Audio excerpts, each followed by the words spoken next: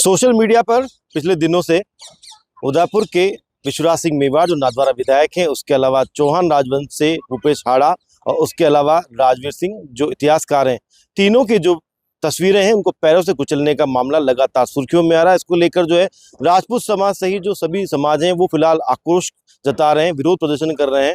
इसके पीछे जो खास कारण बताया जा रहा है वो ये है कि सबसे बड़ी बात कि कहीं ना कहीं जो है मराठाओं के अधीन बताया गया है मेवाड़ को। एनसीईआरटी की किताब है, उसको जो है कहीं ना कहीं उसका एक हवाला दिया जा रहा है। लेकिन ये पूरा मामला क्या है, इसके लिए मेरे साथ में जो है डॉक्टर चंद्रशेखर जोशी जी हैं और इतिहासकार हैं, चंद्रशेखर जी शर्मा है, इतिहासकार हैं। उनसे हम बात करते हैं कि एनसीईआरटी की पुस्तक के अंदर को लेकर कोई विवाद हुआ है जिसके ऊपर जो है महाराणा विश्वास सिंह मेवाड़, उसके अलावा भूपेश हाड़ा और राजवीर सिंह, इन्होंने इसका विरोध जताया है कि मराठा के अधीन नहीं है, नक्शे में कहीं बताया गया। आपको कितनी जानकारी है? ऐसा ही कि जब ये एनसीईआरटी की बुक्स आई थी तो उस समय सबसे बड़ा जो उभर करके सामने आई थी वो दो बातें आई थी। एक तो ये कि उसमें जो मराठा साम्राज्य का जो मानचित्र दे रखा है उसमें मेवाड़ को भी मराठा साम्राज्य के अधीन बता रखा है, जो कि इतिहास की दृष्टि से गलत है। दूसरा, मैं इसके साथ ही ये भी कहना चाहूंगा कि उसी एनसीईआरटी की बुक में महाराणा प्रताप को हारा हुआ बताया गया है। ये दो बहुत अहम पहलू जो उसमें उन बुक्स में जो आए हैं, ये एनसीईआरटी की सबसे बड़ी त्रुटि मानता हूँ। तो चूंकि आप जिस मुद्दे पर बात करना चाह रहे हैं, मैं उस पर अपना ध्यान केंद्रित करता हूँ कि वो जो मानचित्र है, उस मानचित्र में आप देखें कि जो मराठा साम्राज्य का जो रंग किया हुआ है, केसरिया रंग है, उस रंग को पूरे मेवाड़ पर भी पोता हुआ है। उससे शो होता है कि मेवाड़ पर भी पूरा अधिकार जो था वो मराठाओं का था, जबकि इतिहास की दृष्टि में एक दिन के लिए भी अधिकार मेवाड़ पर मराठों का कभी भी नहीं रहा है, एक दिन के लिए भी। उल्टे आप देखिए कि उदयपुर के महाराणा के नेतृत्व में उस समय हुरडा सम्मेलन 18वीं शताब्दी में किया गया था।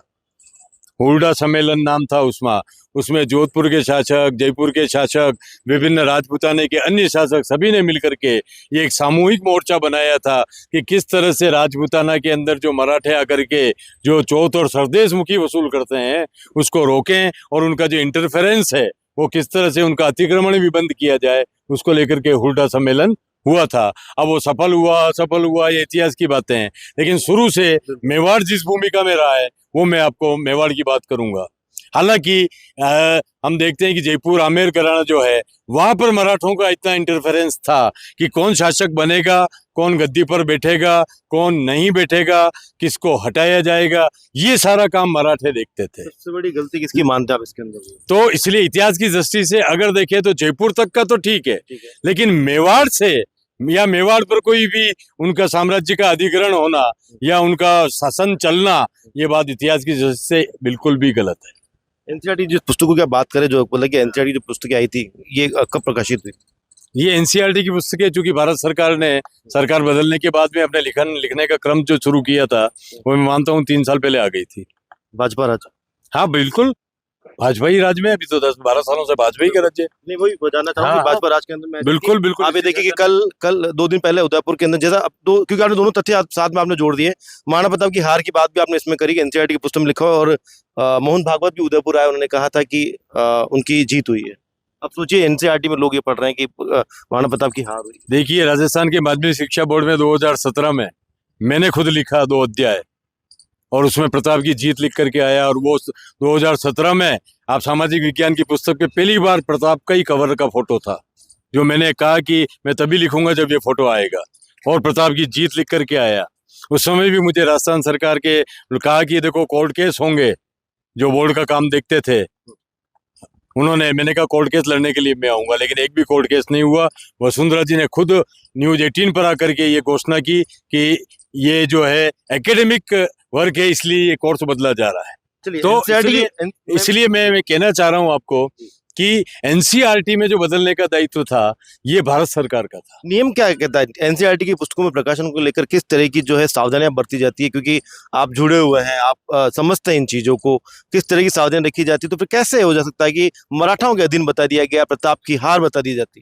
कौन बनाते हैं? तो इसके लिए एक तो जिस लेखक ने ये दिया है, दूसरा उस लेखक को जिसने बुलाया है, क्या वो योग्य आदमी था, या आपने रिश्ते नाते के कारण उसको ओबलाइज किया, या विचारधारा के नाम पर ओबलाइज किया है?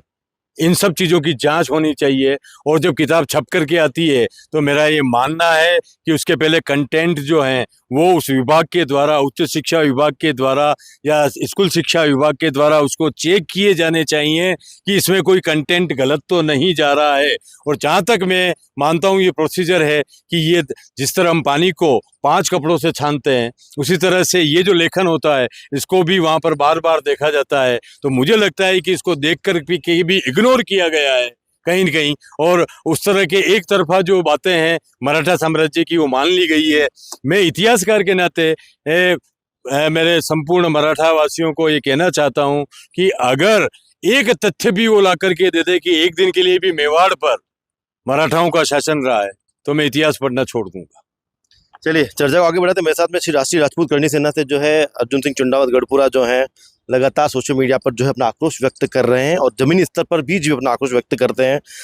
अब जो है लड़ाई काफी बढ़ चुकी है विरोध की, और हाल 450 साल पूरे हुए हल्दी घाटी युद्ध को उदयपुर में मोहन भागवत ये कहते हैं कि प्रताप की जीत हुई थी, पहले उसके लिए लड़ाई की जा रही थी। अब आपको क्या लगता है कि मराठा के अधीन था नहीं था, इसकी लड़ाई लड़ी जाएगी? देखिए, मैं सर्वप्रथम तो कहना चाहूंगा कि जिस तरह से कल से एक वीडियो वायरल हो रहा है, हमारे वीर शिरोमणि महाराणा प्रताप के वंशज श्री जी हजूर विश्वराज सिंह जी मेवाड़ एवं हाड़ा साहब भूपेंद्र सिंह जी और शिक्षक राजवीर सिंह जी सकलो की जो तस्वीरें हैं, उनको कुछ लोग असामाजिक तत्व के लोग, गुंडे, जिनको हम गुंडे बोल सकते हैं, जो शैतान प्रवृत्ति के लोग, जो उनकी प्रतिमाओं को उनकी तस्वीरों को जो कुचल रहे हैं, ये सरासर गलत है। और हमारे मेवाड़ के अंदर कभी भी हमने स्वाभिमान से समझौता नहीं किया और स्वाभिमान से समझौता करेंगे भी नहीं। मेवाड़ कभी किसी के अधीन रहा ही नहीं, और मेवाड़ ने हमेशा स्वाभिमान की बात करी और कभी भी अधीनता स्वीकार की ही नहीं। जिस मेवाड़ को ये एनसीईआरटी की बुक में ये बता रहे हैं कि मेवाड़ अधीन रहा, ये सरासर गलत है। और मेवाड़ कभी किसी के अधीन रहा नहीं, किसी के गुलाम रही। मेवाड़ ने हमेशा स्वाभिमान की लड़ाई जोरों शोरों से लड़ी, और आगे भी मेवाड़ की बात आएगी तो हम चुप बैठने वाले नहीं है। अगर जरूरत पड़ेगी तो हम बम्बई में जाकर उनके सीने पर पैर लगाकर ये बता देंगे कि हम कभी भी मेवाड़ वाले गुलामी स्वीकार करना पसंद नहीं करते हैं, और उनके छाती पे पैर देकर ये बताएंगे कि हम तुम्हारे कभी गुलाम नहीं रहे। किस तरह की रणनीति जो है आगे रहेगी, क्योंकि जिस तरीके से पैरों से कुचला गया उसको सोशल मीडिया पे जानबूझकर वायरल किया गया है, ये पूरे मेवाड़ का अपमान कहा जा सकता है। देखिए, ये एक व्यक्ति विशेष का अपमान नहीं, पूरे मेवाड़ का अपमान है। मेवाड़ के साथ साथ पूरे राजस्थान का अपमान है, और ये जानबूझकर जिस तरह की घटना करी, ये कहीं ना कहीं राजनीतिक षड्यंत्र है। एक तरफ हम 450 साल बाद विजय दिवस मनाते हैं, और विजय दिवस के बाद अगर अपन कह रहे हैं एनसीईआरटी की बुक में ये बताया जा रहा है कि महाराणा प्रताप हारे हुए हैं, और एक तरफ कह रहे हैं कि हम महाराणा प्रताप जीते हुए हैं, तो ये ऐसा खेल क्यों खेला जा रहा है? एक तरफ आप जनता को भ्रमित कर रहे हैं कि साहब विजय युद्ध मना रहे हैं, महाराणा प्रताप जीते, और एक तरफ एनसीईआरटी की बुक में आप कह रहे हैं कि महाराणा प्रताप हारे हुए हैं। तो ये खेल कौन खेल रहा है? ये षड्यंत्र कौन कर रहा है? ऐसे लोगों की पड़ताल होनी चाहिए और तय तक जाना चाहिए। ये लेखक कौन है जिसने लिखकर इनको दिया है, और लेखक ने लिख के दिया है तो इनको और भी सच सामने लाने थे और भी जानकारी करनी थी, फिर एनसीईआरटी की बुक में छापना था। एक मेवाड़ को अगर नीचा दिखाने का प्रयास करेंगे तो हम कतई चुप नहीं बैठेंगे। अगर इनके ऊपर जूतों की माला पहनानी पड़े और इनको जूते लगाने पड़े और बॉम्बे में जाकर इनको चैलेंज देना पड़े और सामना करना पड़े तो हम करेंगे, पर चुप नहीं बैठेंगे। मेवाड़ के स्वाभिमान के साथ सेना आपकी जो है मुंबई में भी जो है वहां पर जो है कार्य करती है, वहां पर भी जो है आपका संगठन जो है कार्य करता है, किस तरह की रणनीति रहेगी? दूसरी बात, क्योंकि एनसीईआरटी जुड़ा हुआ मामला है, तो शिक्षा मंत्री का जो है कितना आप मानते हैं कि कितना उनको ध्यान रखना चाहिए था, क्योंकि इस तरीके से जो कोई छोटी बात नहीं है, प्रताप की बात है और मेवाड़ के अधीनता की बात। देखिए, हमारी मुंबई में भी पूरी टीम है और हमारी वहाँ पे वार्ता चल रही है, बहुत जल्द उनका इलाज हो जाएगा। और रही बात शिक्षा मंत्री जी की, मुझे ऐसा लगता है कि शिक्षा मंत्री जी को अभी तक पूरा ज्ञान नहीं है। ऐसे जैसे अधूरे ज्ञान वाले शिक्षा मंत्री ऐसे देश को नहीं चाहिए, इनको हटा देना चाहिए, इस्तीफा दे देना चाहिए, क्योंकि शिक्षा मंत्री एक भारत का बड़ा पद है और हर चीज पे शिक्षा मंत्री का कहीं ना कहीं इंटरफेयर रहता है। तो जब शिक्षा मंत्री को ये चीज का नॉलेज नहीं है तो कहीं का शिक्षा मंत्री, ऐसे लोगों को इस्तीफा दे देना चाहिए। और भारत सरकार से मैं तो निवेदन करता हूँ कि ऐसे लोगों पे कार्रवाई हो और एनसीईआरटी के बुक में सारे तथ्य बदले जाए, जो सच है वो बताया जाए, और मेवाड़ किसी का गुलाम नहीं रहा और आगे भी नहीं रहेगा।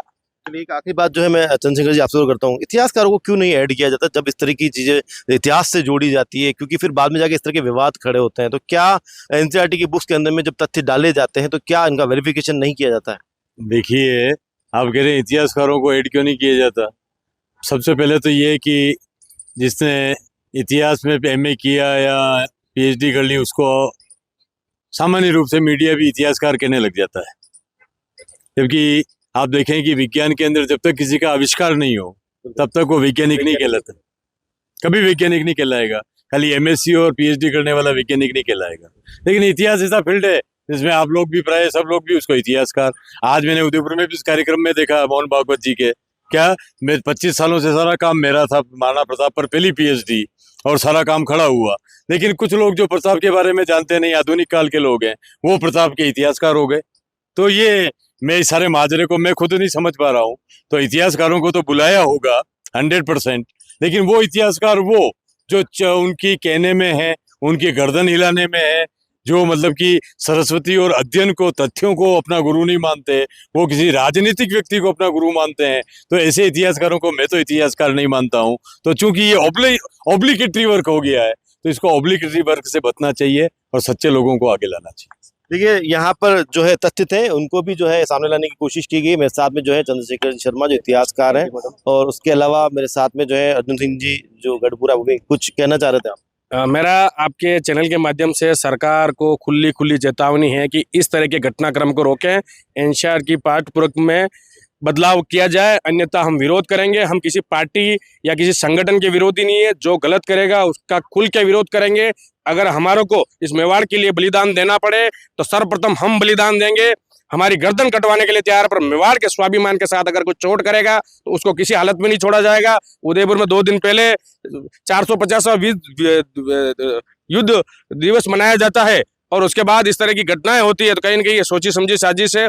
बार बार महाराणा प्रताप के वंशजों का अपमान, महाराणा का प्रताप का अपमान कतई बर्दाश्त नहीं करेंगे। ये 36 कौम के लिए बड़ी दुख की बात है। बिल्कुल अर्जुन जी, मैं आपकी भावनाओं को समझ सकता हूं, क्योंकि जब बात महाराणा प्रताप की आती है, मेवाड़ की आती है, तो स्वतः ही जो खून है शिराओं में जो है तेजी से दौड़ने लगता है। और कोई भी जो मेवाड़ से जुड़ा हुआ है, जो महाराणा प्रताप को जो है नमन करता है, वो कतई बर्दाश्त नहीं करेगा कि मेवाड़ की अधीनता की कहीं बात की जाए या प्रताप की हार की कहीं बात की जाए। कैमरामैन पूरन के साथ अभी मल्होत्रा, पॉलिटिकल पंचायत, उदयपुर।